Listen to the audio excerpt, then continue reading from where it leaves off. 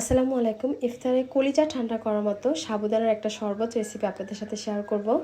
আশা করছি সবার কাছে ভালো লাগবে আর এটা খুবই হেল্পফুল একটা শরবত রেসিপি। শরবতটা খাওয়ার পরে শরীরে একদম শক্তি জোগাড় হবে, একটা তৃপ্তিকর বলতে পারেন শরবত রেসিপি এটা। তো কড়ার ভিতরে প্রথমে আমি পানি দিয়ে নিচ্ছি, তারপরে দিয়ে দেবো এখানে 1 কাপ পরিমাণে সাবুদানা।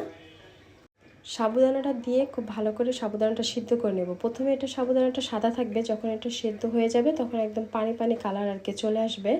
আর সাবুদানাটা দিয়ে মাঝে মাঝে একটু নেড়ে চেড়ে দিতে হবে আর পর্যাপ্ত পরিমাণে পানি দিতে হবে, যাতে করে সাবুদানাটা জলা পেকে না যায় সেদিকে খেয়াল রাখতে হবে। প্রায় 10 মিনিটের মতো সাবুদানাটা আমি সেদ্ধ করে নিয়েছি। তো আমার সাবুদানাটা সেদ্ধ হয়ে গেছে, এখন এটাকে আমি ছেঁকে নেব। আর ছেঁকে কলের ভিতরে যে পানিটা থাকে সেই পানিটা দিয়ে একটু ধুয়ে নেব।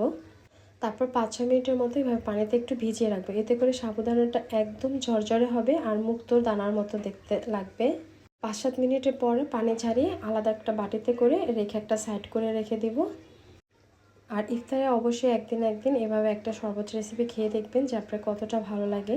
তো আগে থেকে জাল করে রাখা লিকুইড দুধ আমি দিয়ে দিচ্ছি। এখানে আপনাদের পরিমাণ অনুযায়ী, মানে পরিবারের সদস্য কতজন সেই অনুযায়ী তারপর এখানে দুধটা নিতে হবে। যেহেতু আমার জাল করা দুধ, তো বেশি একটা জাল করতে হবে না। তো এখানে 1/2 কাপ পরিমাণে আমি চিনি দিয়েছি, আপনারা চাইলে চিনিটা আরও বাড়িয়ে দিতে পারেন। আর দুধ আমার এখানে 1/2 লিটারের মতো আছে। দুধটা যাতে আরেকটু ঘন হয় এর জন্য গুঁড়া দুধ দিয়ে দিলাম 1/2 কাপ। সব কিছু খুব ভালো করে আমি এটা মিশিয়ে নিলাম। আর 1 চামচের মতো আমি এখানে কাস্টার্ড পাউডার দিয়েছি, এতে করে দুধের একটা ঘনত্ব হবে আর দুধের থেকে একটা সুন্দর স্মেল আসবে, যেটা ভালো লাগে। আর আপনারা চাইলে কিন্তু এটা স্কিপও করতে পারেন যদি বাসায় না থাকে। আবার যদি কাস্টার্ড পাউডারটা না থাকে সেক্ষেত্রে 1 চামচ পরিমাণে কর্নফ্লাওয়ারটা ব্যবহার করতে পারেন। 2-3 বারের মতো বলক আনিয়ে তারপর এটা নামিয়ে ঠান্ডা করে নর্মাল ফ্রিজে রেখে দিব, কারণ ডেজার্ট সবসময় ঠান্ডা খেতেই ভালো লাগে।